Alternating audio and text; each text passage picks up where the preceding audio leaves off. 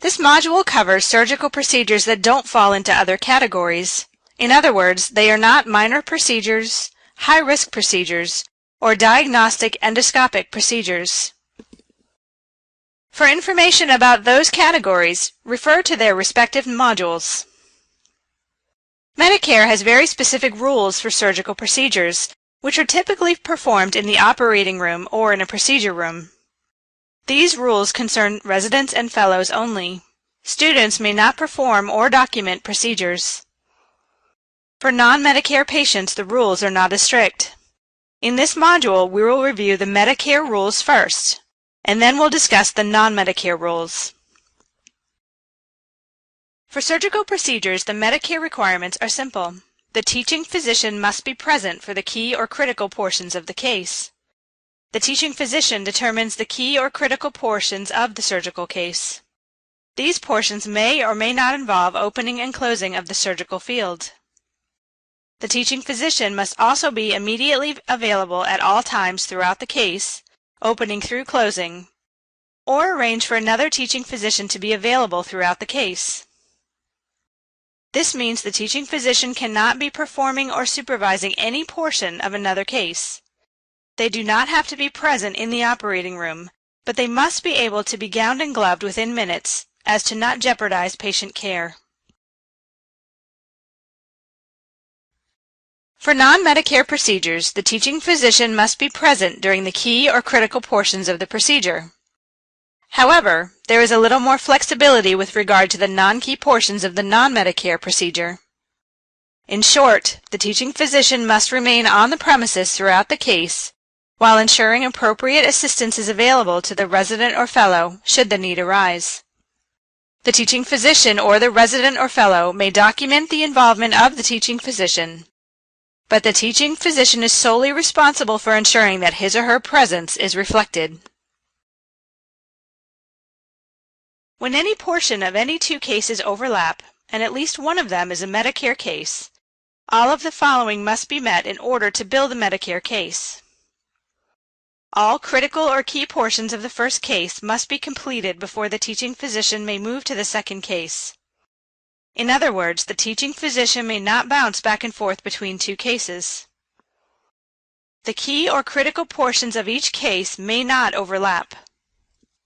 And there must be another teaching physician assigned to cover any non-key portions of each case if the cases do overlap. To be clear, any given teaching physician may not cover more than one case at a time. When any portion of any 3 or more cases overlap, and at least one of them is Medicare, the Medicare case is considered a teaching case, or a teaching service to the hospital, and is not billable. Because of the specific nature of these standards, it's critical that the individuals involved in scheduling cases, such as residents and administrative support, also be made aware of these billing rules in order to avoid loss of revenue. For answers to specific questions about teaching physician standards involving surgical procedures, refer to the FAQ, which can be found in the Resources section located in the upper right corner of your screen. For an overview of the Medicare and non-Medicare standards, please refer to the chart provided. To illustrate the concept of overlapping cases involving Medicare, let's review a scenario. Press the Start Scenario button to begin.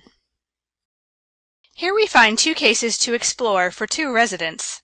Both of these cases involve the same teaching physician and an assigned teaching physician who is available in case of overlap.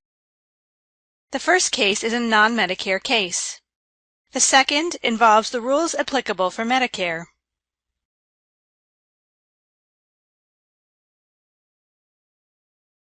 In Room 4, the timeline of events can be found on the left of the screen. When you are ready, click on the first time to start the scenario. Resident Wilson opens Case 1 for Dr. Jones, the teaching physician. Dr. Jones is in the surgical lounge, available to the resident. At 9:10, Dr. Jones scrubs into the case for a key portion.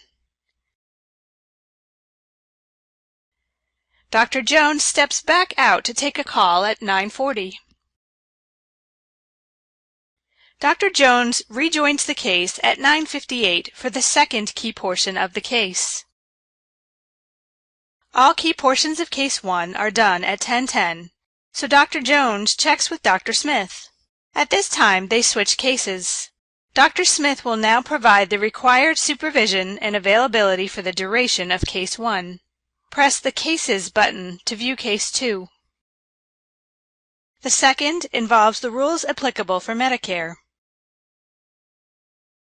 In Room 7, the timeline of events is on the left of the screen. When you are ready, click on these times to start the scenario. Resident opens Case 2 for Dr. Jones, the teaching physician. However, since Dr. Jones is still obligated to Case 1, Dr. Smith has agreed to be available to Case 2. Remember, at 10:10, Dr. Jones checks with Dr. Smith and they switch cases. Dr. Jones scrubs into Case 2 at 10:17 to provide supervision and presence during key portions and remains present through closing. Let's recap what happened in these two cases. At 8:35, Dr. Jones met with Resident Wilson. At 9:10, Dr. Jones scrubbed in for key portions of Resident Wilson's case.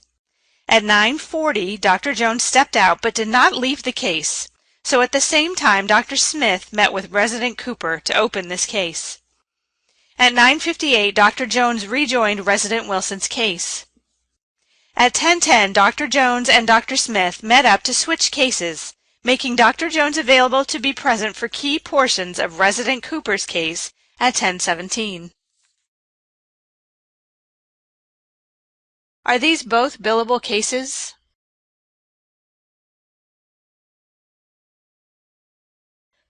Both cases are billable because the following requirements were met.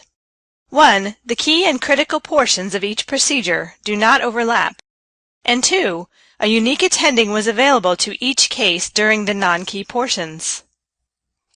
Let's work through one more scenario involving overlapping cases. Press the Start Scenario button to begin. Here we find two cases to explore involving the same teaching physician as before. The difference is that these cases do not have an assigned additional teaching physician in case of overlap. The first case is a Medicare case. The second involves the rules applicable for non-Medicare cases. Select Room 6 for the first scenario. The timeline of events can be found on the left of the screen. When you are ready, click on the first time to start the scenario. At 1:35, Fellow Torres opens the case with teaching physician Dr. Nelson. Teaching physician Dr. Nelson is present through the end of the first key portion. However, at 4:13, Dr. Nelson rejoins Fellow Torres in Case 1 and is present through closing, indicating that he left this case before it was finished. Select for the second scenario. At 3:20, Dr. Nelson opens the case and remains present throughout the entire case. Let's recap what happened in these two cases. At 1:35, Fellow Torres opens the case with Dr. Nelson, who is present through the end of the first key portion. At 3:20, Dr. Nelson opens Case 2 and remains present throughout the entire case. At 4:13, Dr. Nelson rejoins Fellow Torres, indicating that he left this case before it was finished and did not assign an additional assistant for non-key portions. Are these both billable cases?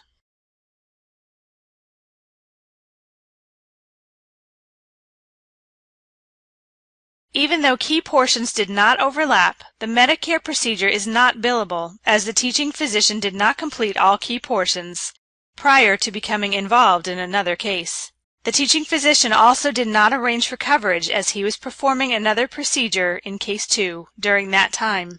Using the same scenario but assuming Case 2 was Medicare instead of Case 1, again, the Medicare case would not be billable. Keep in mind that while the attending said he was present throughout the procedure, there was an overlapping case to which no coverage was provided. The teaching physician cannot cover more than one case simultaneously. The resident or fellow may document the surgical procedure. The teaching physician should edit the resident fellow note if necessary. The resident or fellow may state the attending's presence only if the teaching physician is present for the entire procedure, incision through closure. Otherwise, the teaching physician is responsible for personally adding an attestation that reflects his or her presence, coverage, and supervision during the procedure. It is recommended that only the teaching physician reflect his or her presence to avoid potential conflicts. Here are 2 examples of teaching physician's notes. I was present throughout the entire procedure. I was present for the key portions and immediately available throughout the procedure. Here is an example of a teaching physician's note where the teaching physician named the teaching physician who assumed coverage of the non-key portions of the surgical case. I was present for the key portions, and Dr. Smith was available for the duration of the case should he be needed. The personal teaching physician's note cannot be pre-printed or in the form of a stamp. However, it can be made via an electronic keystroke under the teaching physician's personal ID for their respective EMR.